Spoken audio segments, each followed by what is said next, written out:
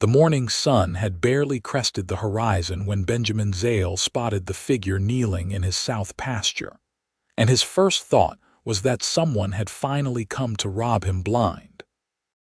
He'd been alone on this sprawling Montana ranch for 3 years now, ever since his father passed and his sister married that banker from Denver. And in all that time, not a soul had ventured onto his property without permission. Benjamin urged his horse forward, rifle across his lap, squinting against the glare to make out what the trespasser was doing in the middle of his grazing land. As he drew closer, the figure resolved into a woman, and she wasn't stealing anything at all. She was planting something in the hard earth, her calico dress dusty at the hem, dark hair pinned up beneath a wide-brimmed hat that had seen better days. She worked with focused determination, a canvas sack beside her and a small trowel in her gloved hands. Benjamin pulled his mare to a stop about 20 feet away and cleared his throat. The woman startled, nearly dropping her trowel, and when she looked up at him, Benjamin found himself staring into the warmest brown eyes he'd ever seen. She couldn't have been more than 25, with a smudge of dirt across one cheek and an expression that shifted rapidly from surprise to something like defiance. "This is private property," Benjamin said, his voice coming out rougher than he'd intended. He was out of practice talking to people, especially women. "I know," she replied, rising to her feet and brushing soil from her skirt. She was tall for a woman, probably 5.5 feet, and she held herself with a straight-backed pride that suggested she wasn't accustomed to being told what to do. "I was hoping you wouldn't notice until I was finished." Benjamin blinked. Of all the responses he'd expected, that wasn't one of them. "You were hoping I wouldn't notice someone digging holes in my pasture." "They're not just holes," she said, gesturing to the small depressions she'd made in the earth. "I'm planting wildflowers. Native species that used to grow all through this valley before the cattle drives trampled them out. Lupine, Indian paintbrush, blanket flower, wild bergamot. Things that will bring back the butterflies and the songbirds. Lady, I don't know if you've noticed, but this is a working ranch. I run 200 head of cattle through here. Whatever you're planting is just going to get eaten or stepped on." She tilted her chin up, meeting his gaze without flinching. "This section is fallow, isn't it? I checked your property lines and spoke to some people in town. They said you rotate your herds and this pasture won't see cattle for another 6 months. That's plenty of time for these flowers to bloom, set seed, and start spreading. By the time your cattle come through, the seeds will have already dispersed to other areas." Benjamin dismounted, studying her more carefully. She'd done her homework, he'd give her that. This wasn't some flighty impulse, she'd actually planned this out. "Why?" he asked. "Why my land? Why wildflowers?" For the first time, something vulnerable flickered across her face. "Because this used to be my mother's land. Before she had to sell it to your father 15 years ago. Before she died last winter. She used to bring me out here when I was a girl, and we'd lie in fields of flowers so thick you couldn't see the ground.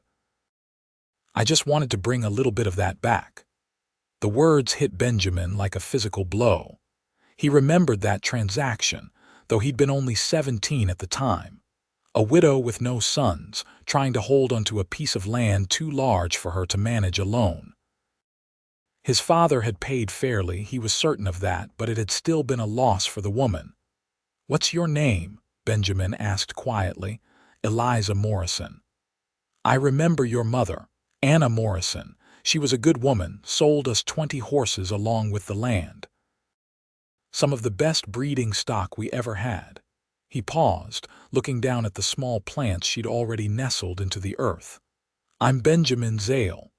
"I know who you are," Eliza said. "Everyone in town knows the Zale ranch." They stood in awkward silence for a moment, the morning wind rustling through the long grass.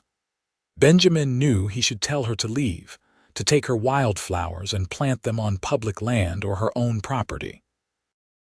But something about her determination, the way she'd come out here to honor her mother's memory, touched a place in his chest that had been cold for a long time. "How many more you planning to plant?" he asked. Eliza's eyes widened slightly. "I have about 50 more seedlings in my bag. I was going to space them out across this whole section, let them naturalize over time." Benjamin nodded slowly, then swung back up into his saddle. "You've got until noon. After that, I need to ride through here to check the irrigation channels. And Miss Morrison, if you're going to be on my property, I'd appreciate it if you'd let me know beforehand. You can leave word at the house." He started to ride away, then paused and looked back over his shoulder. "There's a spring about a quarter-mile north of here. The soil's richer there, stays moist longer. Your flowers might take better." Eliza's face transformed with a smile that made Benjamin's heart stutter in his chest. "Thank you, Mr. Zale. Thank you so much." Benjamin just touched his hat brim and rode on, but he found himself glancing back more than once to watch her return to her work, kneeling in the dirt like she was tending something sacred. Over the next 2 weeks, Benjamin found reasons to ride past that south pasture more often than strictly necessary. Each time, he saw new growth, little spots of green where Eliza had planted her seedlings. He didn't see her again, though, and he was surprised by how much that disappointed him.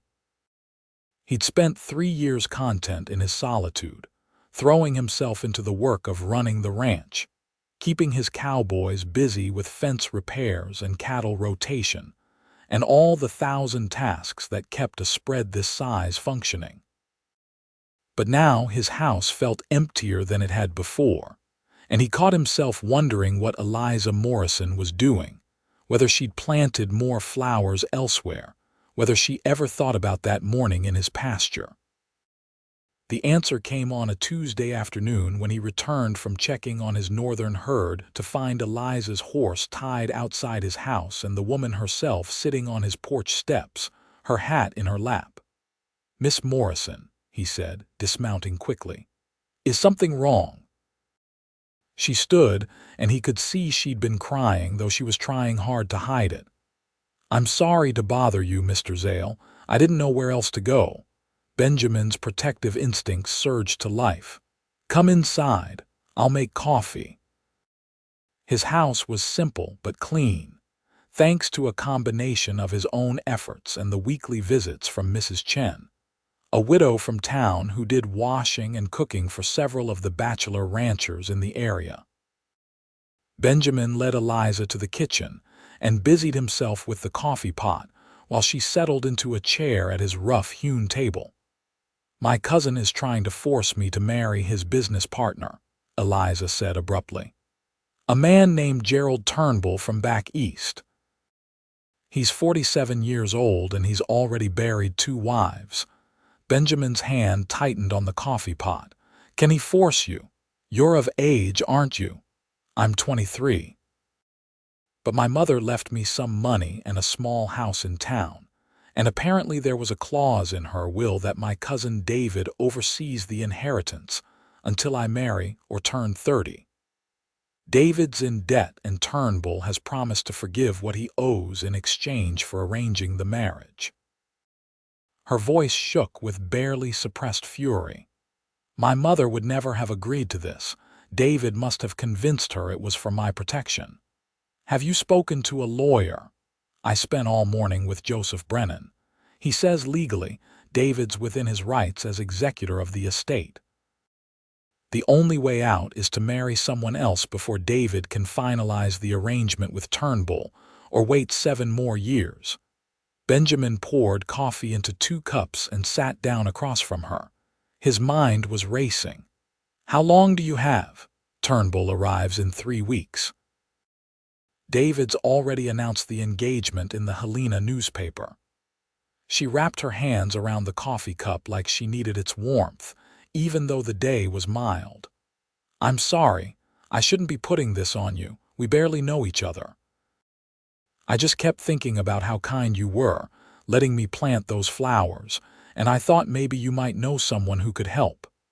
Another lawyer, or maybe someone who could testify that David's handling of the estate is improper. Benjamin sipped his coffee, studying Eliza's face. She was beautiful. He'd noticed that the first day, but it was more than that. There was intelligence in her eyes and courage in the set of her jaw despite her obvious fear. She'd honored her mother by planting wildflowers on land that no longer belonged to them. She was the kind of woman who loved deeply and remembered faithfully, the kind of woman a man could build a life with. "I have another solution," Benjamin heard himself say. "Marry me instead." Eliza's cup clattered against the saucer. "What? I'm serious. If you marry me, your cousin can't force you into anything with Turnbull. You'd have your freedom, access to your inheritance, and you'd be safe." The words were coming faster now as the idea took shape. "I've got this ranch, it's profitable and secure. I could use a wife if I'm being honest. The house needs a woman's touch, and I'm tired of eating beans and salt pork. We'd be helping each other." "Mr. Zale, that's incredibly generous, but I can't ask you to sacrifice yourself like that. Marriage is permanent." "I know what marriage is," Benjamin said quietly. "I'm 30 years old, Miss Morrison. I always figured I'd get married eventually. I just never met anyone who made me want to hurry the process along. But I liked you from the moment I saw you in that field, treating my land with more care than I've seen some men treat their own families. You could do worse than marrying a rancher with a successful spread and no bad habits beyond working too hard." Eliza stared at him, her eyes searching his face. "You don't even know me. I know you loved your mother enough to trespass on private property to plant flowers in her memory. I know you're smart enough to research property lines and crop rotation before you act. I know you're brave enough to face down a strange man with a rifle. That's more than a lot of married couples know about each other on their wedding day." He leaned forward. "I'm not promising you a love match, Miss Morrison. I can't promise feelings that aren't there yet. But I can promise you respect and safety and the freedom to be yourself. That's got to be better than whatever Turnbull would give you." The kitchen fell silent except for the ticking of the clock on the wall and the distant lowing of cattle. Eliza looked down at her hands, and Benjamin could practically see her mind working through the options. "I'd want to keep planting wildflowers," she said finally. "All over the ranch, wherever it makes sense. I want to bring back what used to grow here naturally. I can live with that. And I'd want to learn the ranching business, really learn it, not just keep house. My mother ran her own spread for 5 years after my father died. I grew up around cattle and horses." Benjamin felt a smile tugging at his lips. "I could use the help. My foreman's getting old and I haven't found anyone I trust enough to take his place when he retires. And if someday we find we don't suit each other, I want your word you won't make me miserable. That we'll treat each other with kindness even if we never fall in love." "You have my word," Benjamin said, "on my father's grave." Eliza took a long, shaky breath, then straightened her shoulders and looked him directly in the eyes. "Then yes, Mr. Zale, I'll marry you." They were married 4 days later in the small church in town, with Mrs. Chen and Benjamin's foreman, old Tom Richards, as witnesses. Eliza wore a simple blue dress she'd sewn herself, and Benjamin wore his only suit, brushed clean and pressed for the occasion. The preacher, Reverend Matthews, had looked skeptical when they'd appeared at his door requesting a rushed ceremony. But Benjamin's reputation in the community was solid enough that he'd agreed without too much fuss. David Morrison showed up at the church just as they were signing the register, his face purple with rage. "This is ridiculous," he sputtered. "Eliza, you don't know this man. You're throwing your life away out of stubbornness." "I'm taking control of my own life," Eliza replied coolly. which is what my mother would have wanted. You can send a telegram to Mr. Turnbull explaining that I'm no longer available. You're making a huge mistake."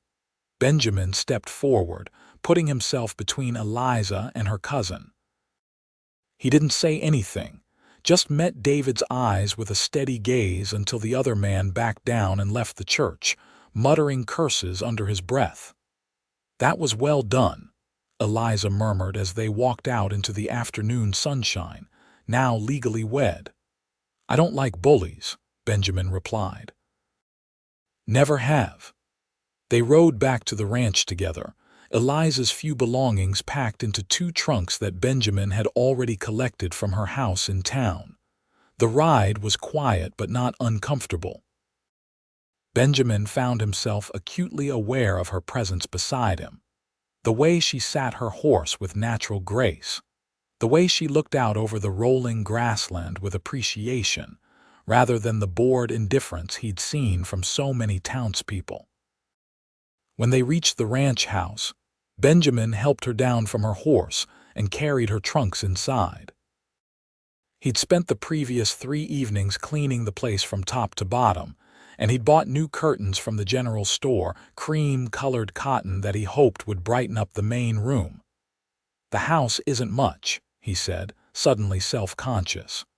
2 bedrooms, a kitchen, a main room. There's a root cellar and a decent-sized porch. I know it's not fancy."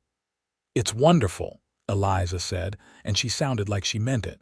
She walked slowly through the rooms, trailing her fingers over the furniture. "My mother's house was smaller than this, and she raised me just fine. This feels like a real home." Benjamin showed her to the larger bedroom, which he'd already decided would be hers. "I'll take the small room. You should have the space." Eliza turned to look at him, her expression unreadable. Most men wouldn't give up their own bedroom. Most men didn't just marry a stranger to save her from an unwanted engagement. "We're not doing this the usual way, so we might as well make our own rules." He set her trunks down at the foot of the bed. "I'll let you get settled. Come find me in the barn when you're ready, and I'll introduce you to the hands." He left before she could respond, needing air and space to process what he'd just done. He'd gotten married, to a woman he'd met exactly twice before proposing. His father would have thought he'd lost his mind. But then again, his father had married his mother 3 weeks after meeting her at a church social, and they'd been happy for 26 years before fever took her. Maybe fast decisions ran in the family. The ranch hands took the news of Benjamin's sudden marriage with varying degrees of surprise. Old Tom just nodded and said it was about time Benjamin found himself a wife. The younger cowboys, Miguel and Cole and Irish Jim, looked stunned but offered their congratulations. Benjamin could already hear the gossip spreading through the bunkhouse.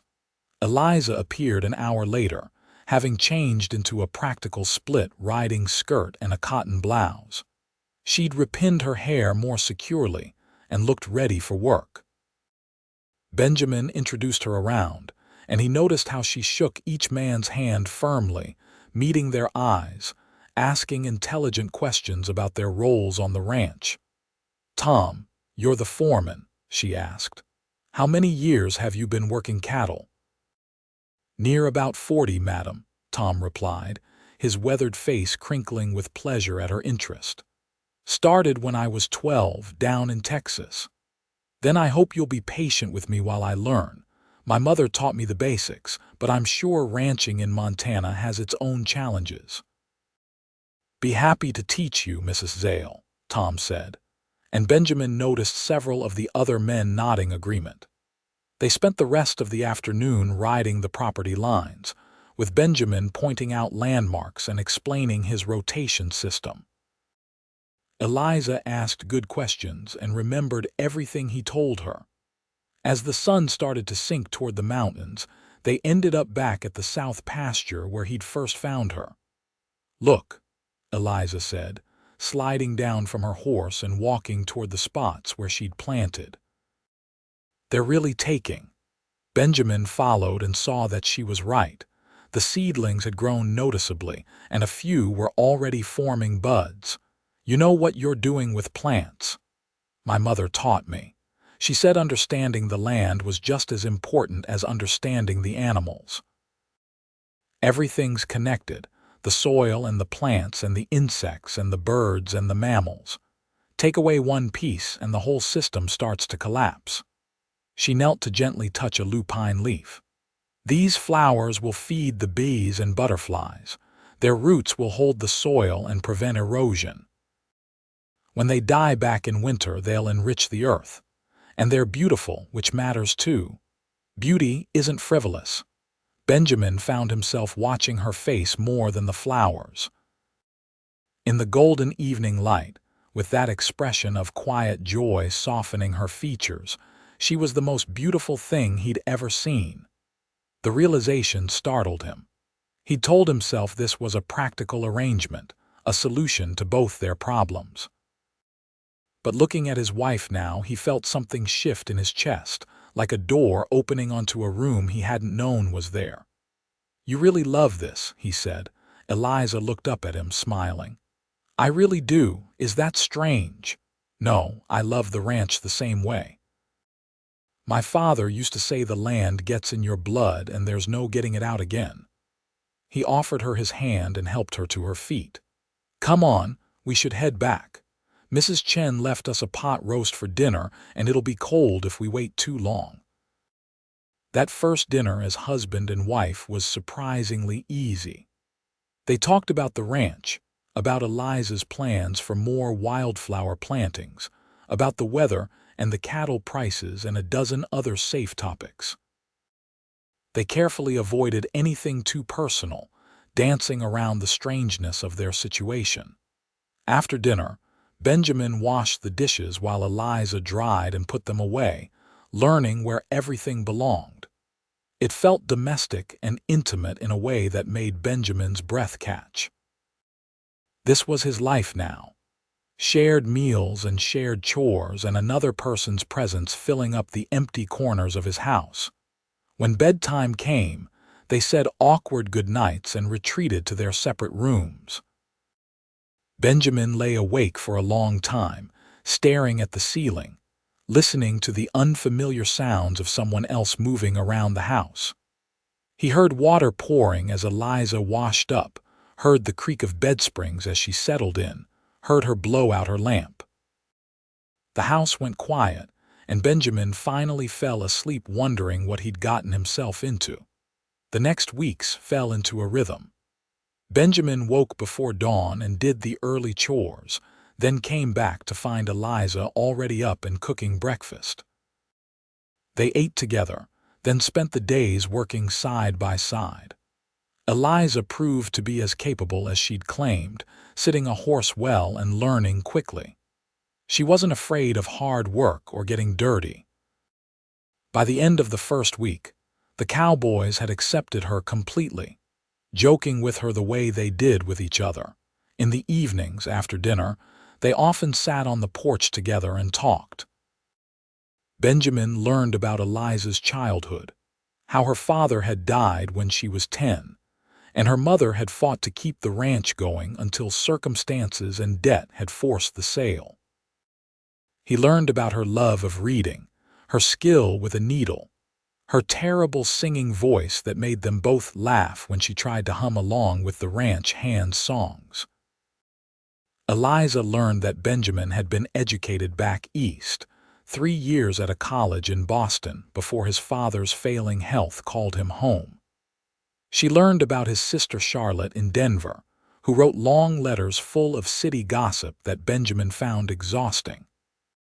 She learned that he'd once wanted to be a veterinarian, but the ranch had needed him more.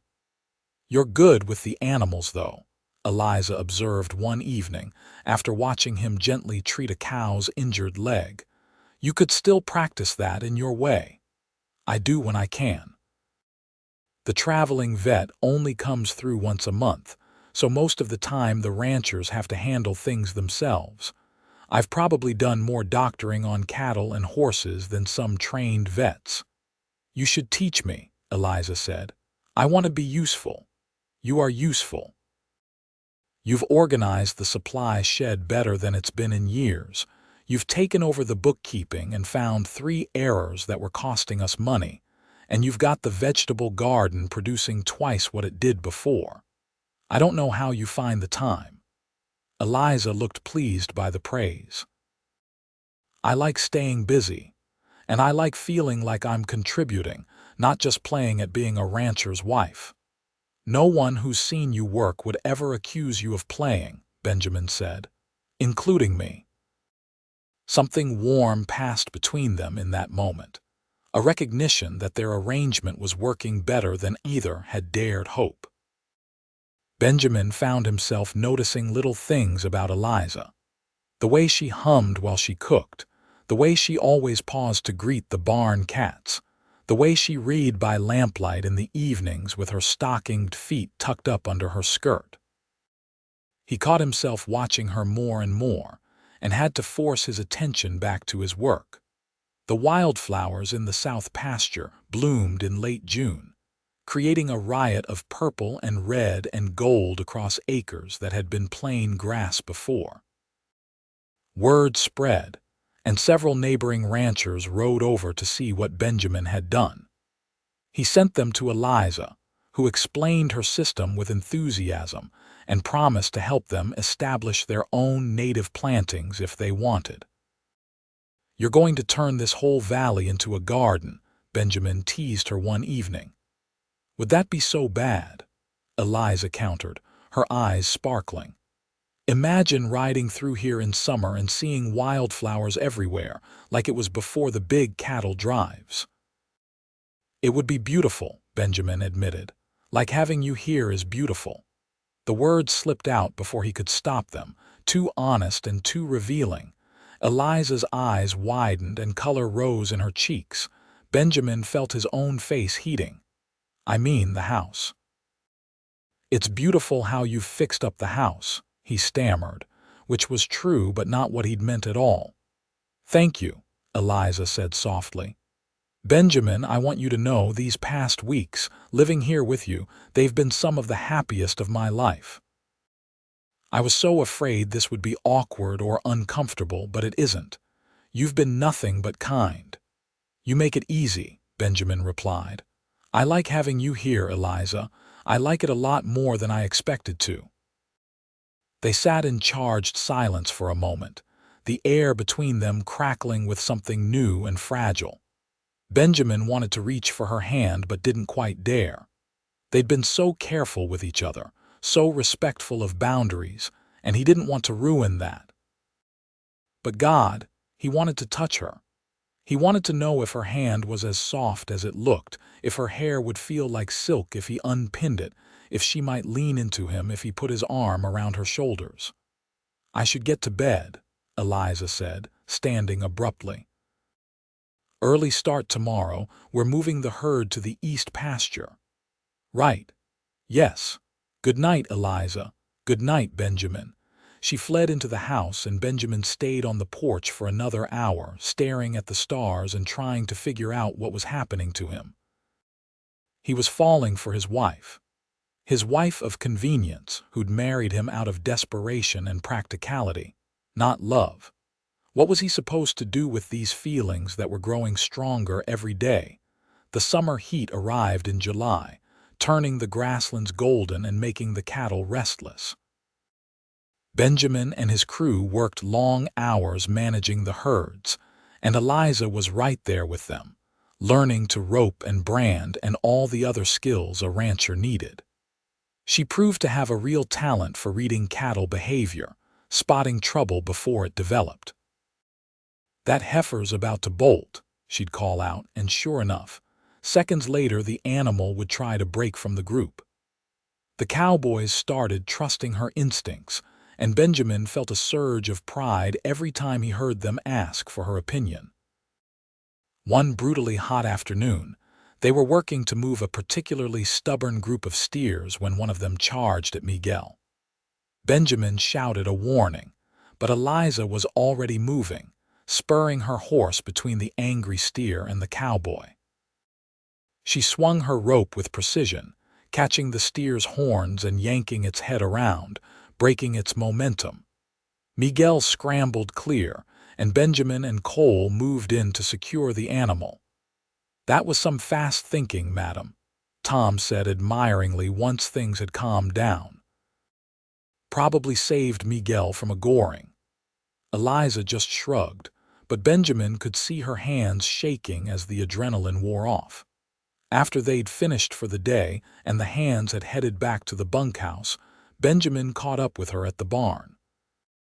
"That was dangerous," he said, trying to keep his voice level despite the fear still coursing through him. "That steer could have turned on you.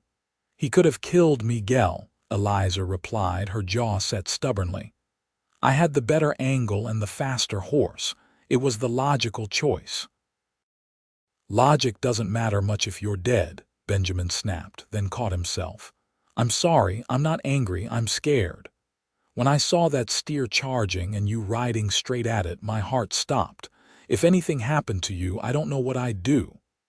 Eliza's expression softened. "Nothing happened.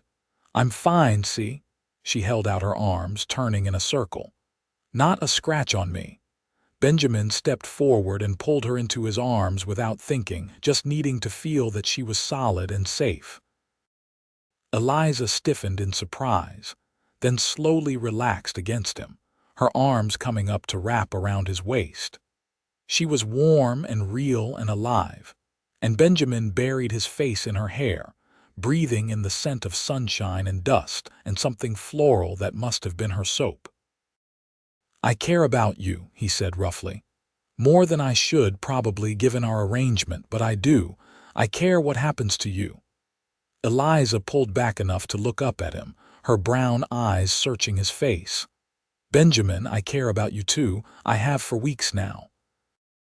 I thought I was the only one feeling this way, and I was terrified of making things awkward between us." "You feel what way?" Benjamin asked, hardly daring to hope. "Like I want this to be real," Eliza whispered. "Like I want you to kiss me. Like I want to be your wife in truth, not just on paper."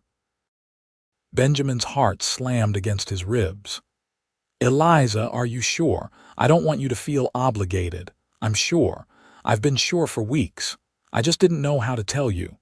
Benjamin cupped her face in his hands, his thumbs brushing over her cheekbones. "I've been falling for you since the day I found you planting those flowers. Maybe even from that first moment, though I didn't know it then. You're everything I never knew I needed." Then he kissed her, gentle at first, giving her every chance to pull away. But Eliza kissed him back, her hands fisting in his shirt, pulling him closer. The kiss deepened, months of careful restraint breaking down in a rush of heat and need. When they finally broke apart, both breathing hard, Benjamin rested his forehead against hers. "I love you," he said. "I know it's fast. I know we did everything backwards, but I love you, Eliza." "I love you too," Eliza replied, her smile radiant. "So much. I didn't think I could, not this quickly, but every day I find more things to love about you." They kissed again and again, making up for lost time right there in the barn as the evening shadows lengthened around them. When they finally walked back to the house hand in hand, Benjamin felt like a different man from the one who'd woken up that morning. He felt complete in a way he'd never experienced before. That night, Benjamin moved his belongings into the larger bedroom, and they lay in each other's arms talking until the candle burned down to nothing. They talked about everything and nothing, making plans and sharing dreams, learning each other with a new openness now that the barriers between them had fallen. "I want children," Eliza said, her head pillowed on Benjamin's chest. "Someday when the time is right. Do you?" "I do," Benjamin replied, stroking her hair. "I want to fill this house with laughter and noise. I want to teach our sons and daughters to love the land the way we do. I want to plant an orchard," Eliza mused. "Apple trees and cherry trees. And I want to expand the wildflower plantings, maybe create a whole meadow just for them. And I want to learn everything about ranching so I can be a true partner to you in all of it." "You're already my partner," Benjamin said, "in all the ways that matter." They fell asleep tangled together, and for the first time since his father's death, Benjamin didn't feel alone. The rest of the summer passed in a golden haze of work and growing love. Benjamin and Eliza were inseparable, working the ranch during the day and spending the evenings walking the property together or sitting on the porch watching the sunsets. The ranch hands noticed the change, grinning knowingly whenever the boss and his wife exchanged glances, but they were happy for them. A happy boss made for a better working environment. In August, Eliza's cousin David showed up at the ranch, this time with a lawyer in tow. Benjamin met them at the gate, his face set in hard lines. "This is harassment, David. Eliza's made her choice." "I want to see my cousin," David demanded. "I have concerns about whether this marriage was entered into under duress." "Duress?" Benjamin's voice was dangerously quiet. "You mean like forcing her to marry a man twice her age to settle your debts? That kind of duress?" The lawyer, a thin man named Peters, cleared his throat. "Mr. Morrison has the right to ensure his cousin's welfare, given his position as executor of her late mother's estate. Then he can ensure it by releasing her inheritance, which is rightfully hers now that she's legally wed. We have concerns about the timing and nature of the marriage. If it can be proven that the union was a sham to circumvent the estate terms, there could be legal grounds to void it." Eliza appeared on the porch, having heard the commotion. She walked down to stand beside Benjamin, taking his hand. "The only sham here is my cousin's attempt to control my life, Mr. Peters. My marriage is entirely legitimate. Benjamin and I love each other and we're building a life together. Now please leave our property, both of you, before I have the sheriff remove you for trespassing." David's face flushed red. "You think you're so clever, Eliza. You've always been stubborn and willful, but you're going to regret this. That man married you for your money." "What money?"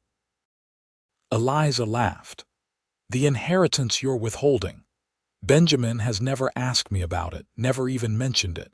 He married me because I needed help and he was kind enough to offer it, and we fell in love because we're well suited. Unlike you, who was willing to sell me off to clear your gambling debts." "How dare you?" David sputtered, but there was guilt in his eyes. "Leave," Benjamin said flatly. "Now, and if you come back, I'll have you charged with harassment. I know people in Helena, David. People with more influence than you'll ever have. Don't test me." The lawyer muttered something to David and they retreated to their buggy. As they drove away, Eliza sagged against Benjamin with relief. "That was horrible," she said. "Thank you for standing with me." "Always," Benjamin promised. "We're in this together, remember. Whatever comes, we face it as a team." True to her threat, Eliza wrote to a lawyer in Helena, a man named Garrett who specialized in estate law. After reviewing the documents, Garrett informed them that David had been mismanaging the estate, skimming money for his own use. With that evidence, they were able to force David to step down as executor and release Eliza's inheritance immediately. The inheritance turned out to be more substantial than Eliza had known, nearly $5,000 plus the house in town. She and Benjamin discussed what to do with it, and ultimately decided to invest most of it back into the ranch, buying better breeding stock and expanding their operation. The house in town they kept, converting it into a small school where the ranch children and other local families could receive an education. Eliza took charge of hiring a teacher and setting up the curriculum. "My mother would have loved this," Eliza said, looking at the freshly painted schoolhouse. "She always said education was the key to building a better future." "Then it's the perfect memorial to her," Benjamin agreed, wrapping his arm around her waist. "That and the wildflowers." The wildflowers had indeed spread, naturalized patches of native plants now dotting multiple sections of the ranch. Eliza had even begun selling seeds to other ranchers and townspeople, creating a small but growing side business. The additional income was welcome, but more than that, Benjamin loved seeing his wife so engaged and happy. Fall arrived, painting the mountains in shades of gold and crimson. The cattle were brought down from the high pastures, and the ranch settled into the rhythm of preparing for winter. Benjamin and Eliza worked side by side, weatherproofing buildings, laying in supplies, making sure everything was ready for the harsh Montana cold. One evening in late September, Eliza pulled Benjamin aside after dinner, her expression nervous and excited all at once. "I have something to tell you," she said. "I've been waiting to be sure, but I saw the doctor in town yesterday and he confirmed it. Benjamin, I'm pregnant. We're going to have a baby." Benjamin's mind went blank with shock and joy. "Pregnant? I'm going to be a father." "In April, the doctor thinks. Are you happy?" "I know we haven't been married very long and maybe this is too soon, but I'm so happy, Benjamin. I want this baby so much." Benjamin picked her up and spun her around, laughing with pure delight. "Happy? Eliza, I'm over the moon. This is wonderful news." "The best news." He set her down carefully, suddenly worried. "Should you have been working so hard? The doctor said you're healthy.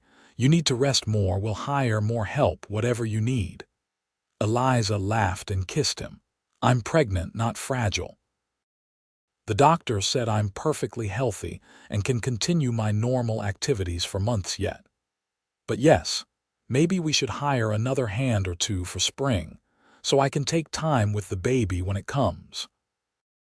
They spent the evening making plans, talking about converting the small bedroom into a nursery, about names and futures and all the dreams new parents share. Benjamin felt like his heart might burst with happiness. A year ago, he'd been alone, convinced he'd spend his life that way. Now he had a wife he adored and a child on the way. Winter arrived with a vengeance in November, blanketing the ranch in snow and driving the temperatures below zero. Benjamin worried constantly about Eliza, but she remained healthy and strong, her belly beginning to swell with their growing child. They spent the long winter evenings planning for the future, reading books on child rearing, and simply enjoying each other's company. Christmas came, and they hosted the ranch hands for a big dinner, the house full of laughter and warmth. Tom presented them with a handmade cradle he'd been working on in secret, the wood sanded smooth and carved with delicate flowers. "Those are the wildflowers Madam planted," he said gruffly. "Figured the baby should know where they came from." Eliza cried and hugged him, and Benjamin had to clear his throat several times, moved beyond words by the old cowboy's thoughtfulness. The new year of 1884 arrived with fresh snow and bright promise. Eliza's pregnancy progressed smoothly, though she grew increasingly uncomfortable as winter dragged on. Benjamin did everything he could to make her comfortable, taking over more of the household chores and insisting she rest more. "You're going to spoil me," Eliza protested as Benjamin brought her tea and propped pillows behind her back. "Good. You deserve to be spoiled." He knelt beside the chair and placed his hand on her belly, feeling the baby kick. "Does it hurt when he does that?" Eliza corrected with a smile. "And no, it doesn't hurt. It feels strange but wonderful. Like I'm never alone, there's always this little person with me." "I hope she looks like you," Benjamin said softly. "Beautiful and stubborn and strong." "I hope he looks like you," Eliza countered. "Kind and handsome and brave." They kissed, tender and sweet, and Benjamin marveled at how much his life had changed in less than a year. He'd found a trespasser planting wildflowers, and in her, he'd found his entire future. Spring came late that year, the snow lingering well into March. By the time the thaw finally arrived in April, Eliza was enormous and tired of being pregnant, as she told Benjamin frequently. The doctor had ridden out to the ranch twice to check on her, pronouncing her fit and ready for labor whenever the baby decided to arrive. The baby decided on a bright April morning while Benjamin was out checking on the new calves. Eliza sent one of the hands racing to find him, and Benjamin rode back to the house faster than he'd ever ridden in his life, his heart in his throat. Mrs. Chen had already arrived and taken charge, boiling water and preparing the bedroom. The doctor was on his way from town. Benjamin paced the main room, listening to Eliza's occasional cries from the bedroom and feeling utterly helpless. "First babies take their time, Mrs. Chen informed him, appearing long enough to shoo him toward the porch. "You're underfoot here. Go outside and wear out the porch instead of my nerves." Benjamin obeyed, but he couldn't make himself go far. He sat on the porch steps, his head in his hands, praying harder than he'd ever prayed in his life. Let Eliza be all right. Let the baby be healthy. Let them both come through this safely. The doctor arrived at noon, his bag in hand, and disappeared into the bedroom. The afternoon stretched endlessly. Tom came up from the barn to sit with Benjamin, offering silent companionship.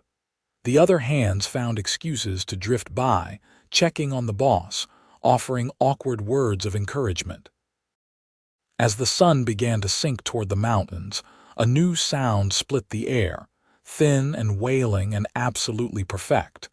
Benjamin was on his feet in an instant, his heart pounding. Mrs. Chen appeared in the doorway, beaming. "You have a son, Mr. Zale, a big, healthy, loud boy. And your wife came through just fine, tired but well. You can come see them now." Benjamin walked into the bedroom on shaking legs. Eliza lay propped up on pillows, her hair damp with sweat and her face exhausted but radiant. In her arms, wrapped in a soft blanket, was the smallest, most perfect human Benjamin had ever seen. "Come meet your son," Eliza said softly. Benjamin approached the bed like he was approaching something sacred. He sat carefully on the edge of the mattress and looked down at the baby. The infant had stopped crying and was looking around with unfocused dark eyes, his tiny fists waving. "He's perfect," Benjamin whispered.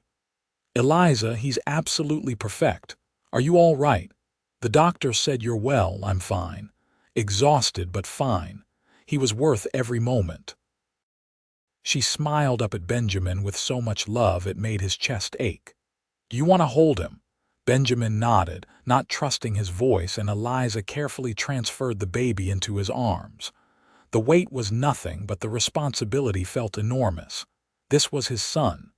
His and Eliza's. A whole new person they'd created together out of love and hope. "Hello, little one," Benjamin murmured. "Welcome to the world. I'm your father, and I promise you, I'm going to do everything in my power to give you a good life." The baby made a small sound, and Benjamin fell completely, irrevocably in love for the second time in his life. They named him Samuel Thomas Zale, after Benjamin's father and old Tom. The boy was baptized a month later in the same church where Benjamin and Eliza had married, with half the county in attendance. The ranch hands each gave the baby a gift, everything from a hand-carved rattle to a silver dollar for his future. The first year of Samuel's life passed in a blur of sleepless nights and infinite wonder. Eliza proved to be a natural mother, patient and loving even when exhausted. Benjamin did his share of the work, changing diapers and walking the floor with a fussy baby, learning this new role alongside all his others. The ranch continued to thrive. With the money from Eliza's inheritance, they'd expanded the herd and hired 2 more hands. The Wildflower seed business grew steadily, with orders coming in from as far away as Wyoming and Idaho. Eliza managed it all while caring for Samuel, though she insisted on cutting back her physical ranch work while the baby was so young. "I'll get back to it," she promised Benjamin. "But right now, I want to be with him. He's only this small once." Benjamin understood completely. He found himself constantly making excuses to go back to the house during the day just to check on his wife and son. Sometimes he'd find Eliza nursing the baby while reading from one of her botany books. Sometimes she'd be napping with Samuel on her chest, both of them peaceful and safe. Every time, the sight made Benjamin's heart swell with gratitude. They celebrated their first anniversary quietly, with a special dinner after Samuel had been put to bed. Benjamin gave Eliza a necklace he'd commissioned from a jeweler in Helena, a delicate gold chain with a pendant shaped like a wildflower. Eliza gave him a leather-bound journal filled with her sketches of the ranch and notes about every improvement they'd made together. "So we remember how far we've come," she said. "From strangers to partners to parents, it's been quite a year." "The best year of my life," Benjamin replied, pulling her close. "I love you so much, Eliza. Sometimes I still can't believe you're really mine." "I am," Eliza assured him, "completely and forever. You're stuck with me, Benjamin Zale." "Good," Benjamin said and kissed her thoroughly. Their second year of marriage brought new challenges and new joys. Samuel learned to walk, tottering around the house and yard on chubby legs, getting into everything. He learned to say his first words, "Mama, Dada, horse." He was fascinated by the animals, and Benjamin spent hours letting his son pet the gentlest horses and watch the barn cats. In the fall, Eliza discovered she was pregnant again. This time the news was less of a shock and more of a happy confirmation that their family was growing as planned. Samuel would be about 2 when the new baby arrived, old enough to understand he was getting a sibling. "I hope it's a girl this time," Eliza said, one hand on her still flat stomach. "A daughter to balance out our household." "I'll be happy either way," Benjamin replied. "As long as you're both healthy, that's all that matters." Winter arrived again, and the ranch settled into the familiar rhythms of cold weather work. Samuel caught a mild fever in January, and Benjamin and Eliza spent 3 terrifying days nursing him back to health. The experience left them both shaken and more grateful than ever for their blessings. "I don't know what I'd do if anything happened to him," Eliza confessed late one night after Samuel's fever had broken and he was sleeping peacefully again. "I love him so much it frightens me sometimes." "I know," Benjamin said, holding her close. "But we can't live in fear. We just love them the best we can and trust that God will watch over them." The new baby arrived in June of 1885, and this time it was a daughter.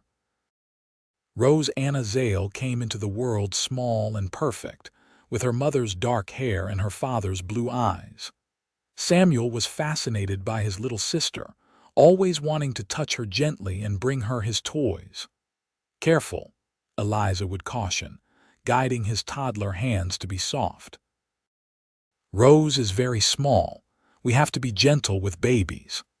The ranch house felt alive in a way it never had before Benjamin's marriage. Children's laughter rang through the rooms, and toys littered the floors, and the sounds of family filled every corner.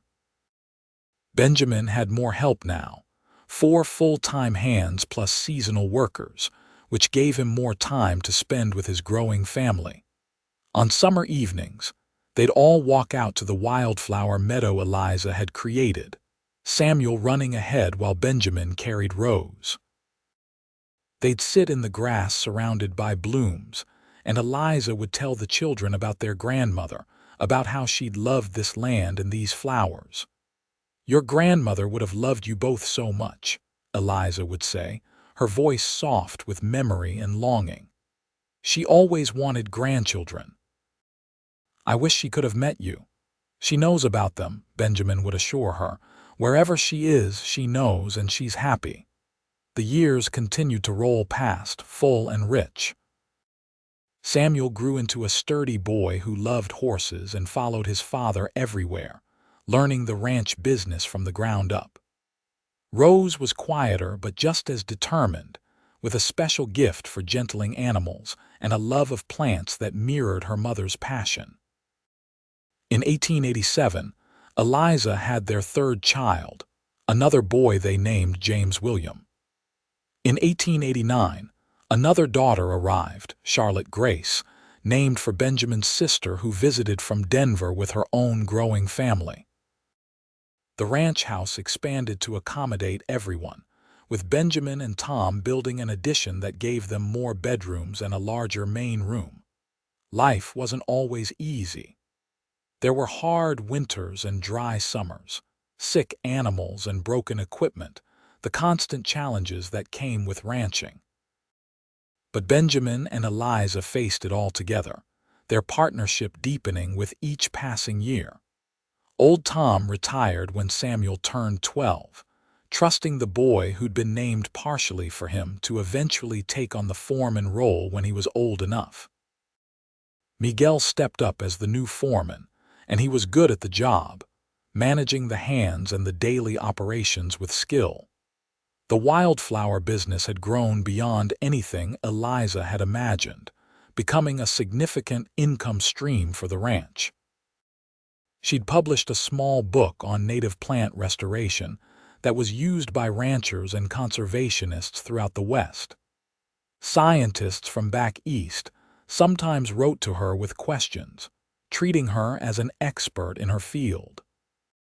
"Who would have thought," she said to Benjamin one evening, reading yet another letter from a university professor, "that trespassing on your land to plant flowers would lead to all this?" "I would have," Benjamin replied. "From the moment I saw you kneeling in that field, I knew you were extraordinary. You just proved me right." By 1892, a decade after their wedding, the ranch was one of the most successful in Montana. The Zale family was well respected in the community, known for fair dealing and good stewardship of the land. The school Eliza had founded had grown to serve over 30 children, with 2 teachers now on staff. Benjamin stood on his porch one summer evening, watching the sun set over his land. Samuel was down at the barn with Miguel, learning to break a young horse. Rose was in the wildflower meadow with her sketch pad, drawing. The younger children, James and Charlotte, were playing in the yard while Eliza supervised from the porch swing, one hand resting on her swollen belly, their 5th child due in the fall. "What are you thinking about?" Eliza asked, noticing his contemplative expression. Benjamin sat beside her on the swing, taking her hand. "I'm thinking about the day I found you on my land, planting wildflowers where they didn't belong. I thought you were crazy, maybe, or just foolishly romantic. I never imagined that you'd plant so much more than flowers. You planted our whole future, Eliza. Everything good in my life grew from that moment." Eliza leaned her head on his shoulder. "I was terrified that day. Terrified you'd run me off. Terrified I'd never get to honor my mother's memory. And then you were kind to me when you had no reason to be. You gave me a chance to bring something beautiful back to the world. That kindness changed everything." "I got the better end of that deal," Benjamin said. "One trespasser with a sack of seedlings, and in return I got a partner, a lover, a best friend, and the mother of my children. I got my whole life back when I didn't even know it had been missing." They sat in comfortable silence, watching their children play, listening to the evening sounds of the ranch. The wildflowers Eliza had planted so long ago had spread across the entire property, creating patches of color that attracted butterflies and songbirds. The land was healing, becoming more balanced, more alive. The baby arrived in October, another healthy boy they named Daniel Samuel. With 5 children now, the house was chaotic and loud and full of love. Samuel, at 14, was old enough to be a real help with the ranch work. Rose, at 12, had developed her mother's business sense and was helping manage the wildflower seed orders. The younger children filled the house with laughter and mischief. Benjamin's sister Charlotte visited that Christmas with her husband and 4 children, and the combined families turned the ranch into a madhouse of cousins playing together and adults catching up on years of news. It was exhausting and wonderful, and when they'd finally left and the house was quiet again, Benjamin and Eliza collapsed into bed with relieved laughter. "I love my sister," Benjamin said, "but I'm glad she lives in Denver." "Agreed," Eliza replied. Though it was nice to see the children playing together, family is important. The years continued their march. The children grew and changed, developing their own personalities and dreams. Samuel decided he wanted to be a rancher like his father, which filled Benjamin with quiet pride. Rose announced at 16 that she wanted to go to college to study botany, which surprised no one who knew her. "We'll find a way to make it happen," Eliza promised her daughter. "Education is important, and you should follow your passion." They sent Rose to a women's college in California when she turned 18, and the house felt emptier without her bright presence. But she wrote long letters home, full of enthusiasm for her studies and descriptions of the plants she was learning about. She came home for summers and worked on expanding her mother's restoration projects, applying scientific principles to the techniques Eliza had developed through trial and error. James, serious and thoughtful, decided he wanted to be a veterinarian, inspired by watching his father doctor the ranch animals. Charlotte, artistic and dreamy, talked about becoming a teacher at the school her mother had founded, and Daniel, the youngest, was still deciding who he wanted to be. In 1897, 15 years after that fateful day when Benjamin found Eliza planting wildflowers, they stood together in the meadow that had started it all. Thousands of flowers bloomed around them, a living testament to Eliza's vision and persistence. The whole valley had transformed, with neighboring ranches adopting her methods, creating corridors of native plants that supported wildlife and enriched the land. "We did it," Eliza said softly. "Everything we dreamed about, we actually made it happen."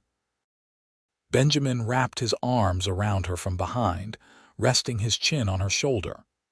They were both older now, lines beginning to show on their faces, silver threading through their hair. But Benjamin had never loved his wife more than he did in this moment, looking at what they'd built together. "You did it," he corrected. "You had the vision, I just gave you the space to make it real." "We did it together," Eliza insisted, turning in his arms to face him. "Everything we have, we built as partners. The ranch, the business, our family, all of it. I couldn't have done any of it without you, Benjamin.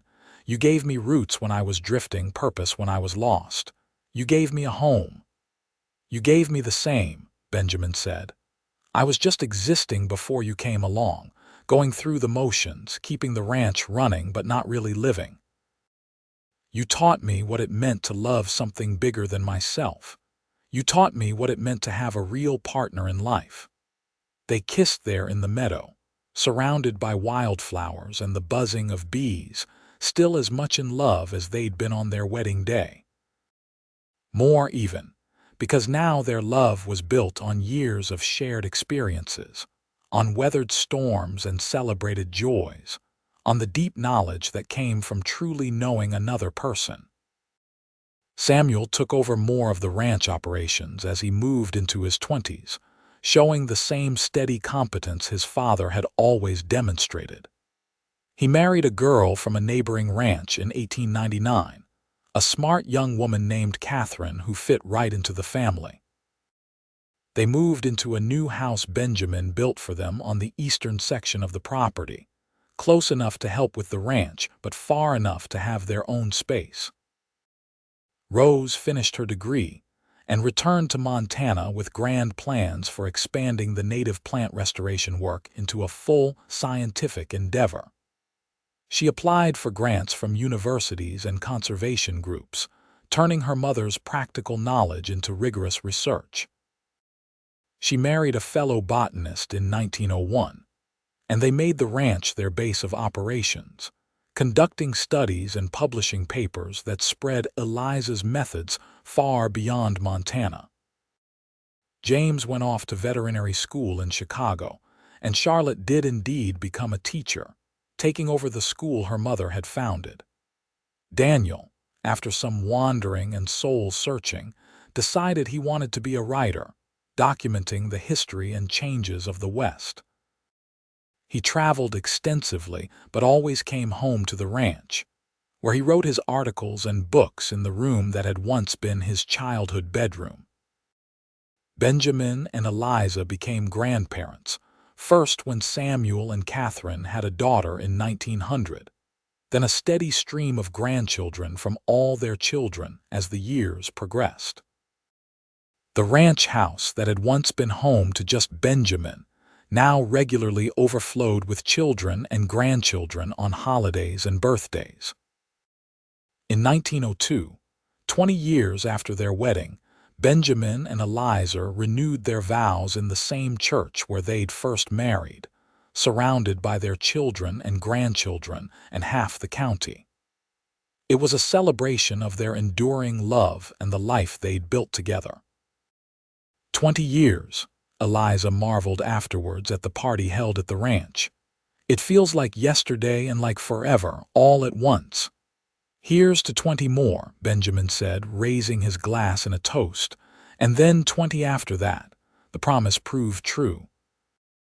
They grew old together on the ranch they loved, watching their children build their own lives, watching their grandchildren grow. The Wildflower Meadow remained Eliza's special place, and even in her 60s and 70s, she could be found there in the summer months, tending the plants with gnarled but still capable hands. Benjamin's hair went completely white, and his joints ached on cold mornings, but he was still healthy and active well into his 70s.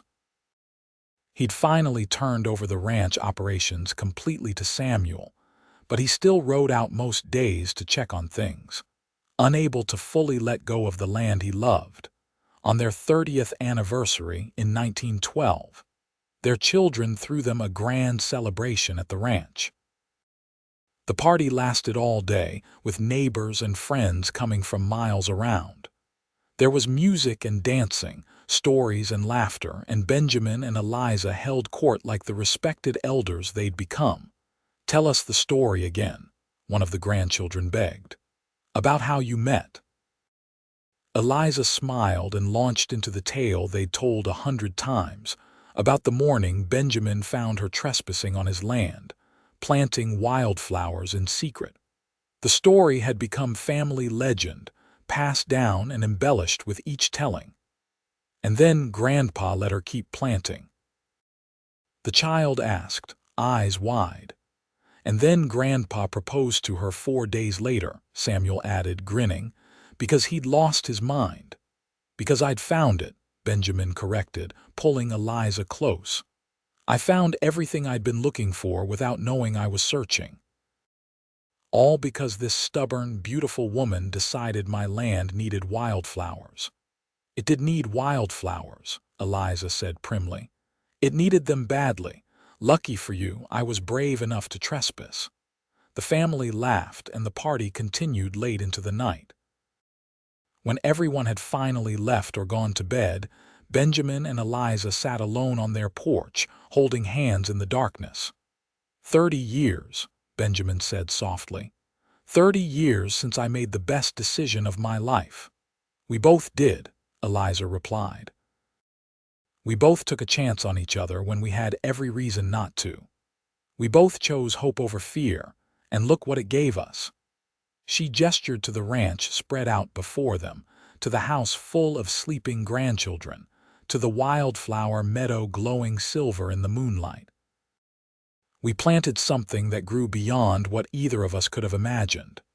"You planted it," Benjamin said. "That first day when you knelt in my field and put those seedlings in the ground, You planted all of this, Eliza. Our love, our family, our whole life together. It all grew from those first wildflowers.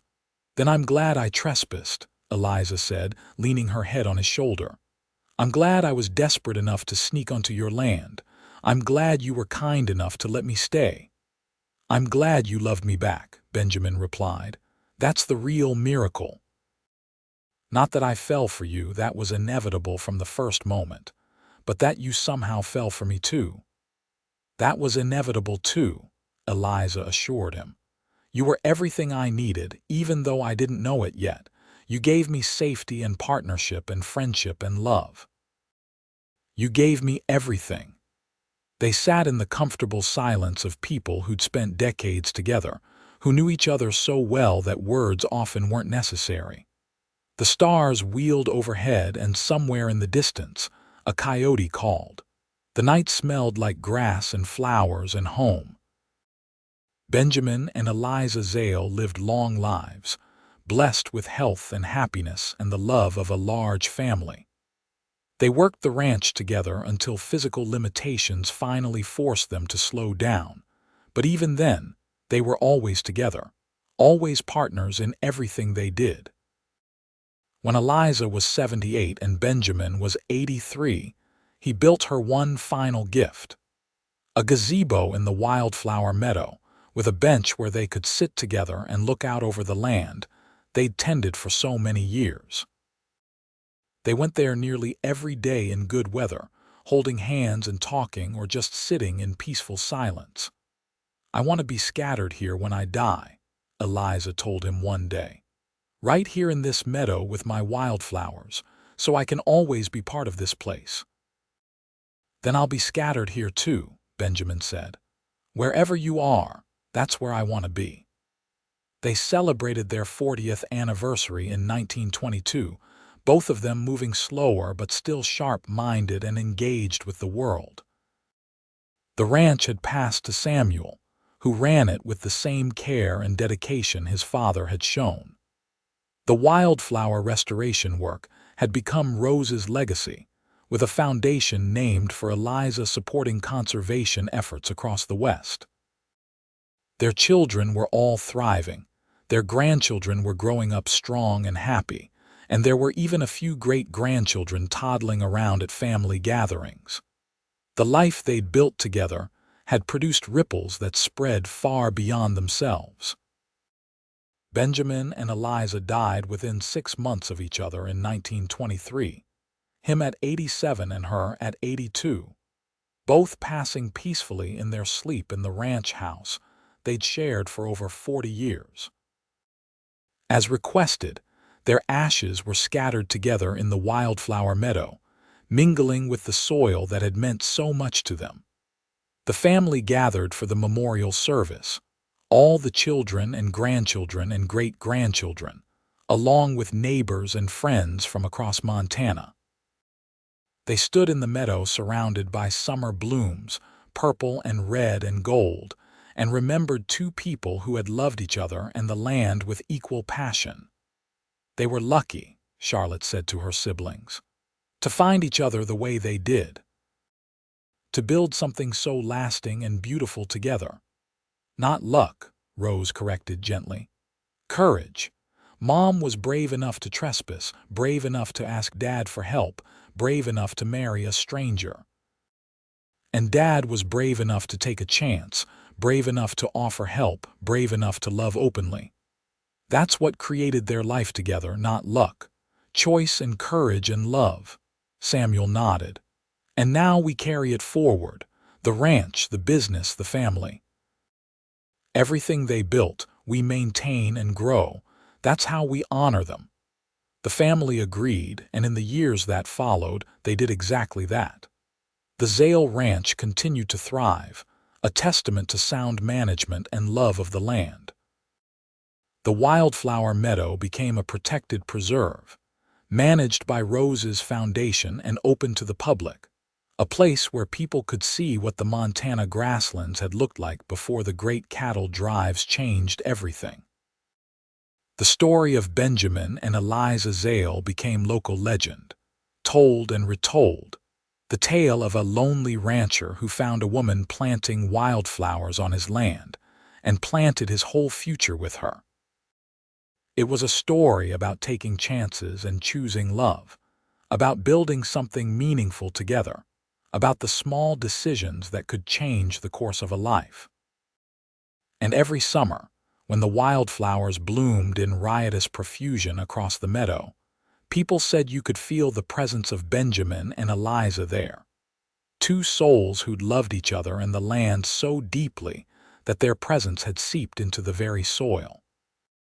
The flowers grew thicker and more vibrant in that meadow than anywhere else, as if nourished by more than just sun and rain and earth, as if nourished by love itself.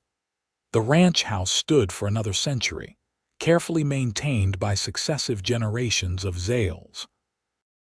The wildflower meadow continued to bloom, and the Conservation Foundation continued its work, expanding the restoration efforts to include not just Montana, but the entire Great Plains region. And every year on the anniversary of Benjamin and Eliza's wedding, the family gathered in the meadow for a celebration, bringing picnic baskets and blankets, letting the children run wild among the flowers while the adults shared stories and memories. They told the tale again and again, how Benjamin had found Eliza trespassing, how they'd married 4 days later, how they'd built a love that lasted 41 years and produced a legacy that would endure for generations more. It was a story worth telling, a story worth remembering. A story about two people who'd found each other through chance and wildflowers, and who'd created something beautiful together, something that would bloom long after they were gone, nourished by the love they'd planted in the rich Montana soil.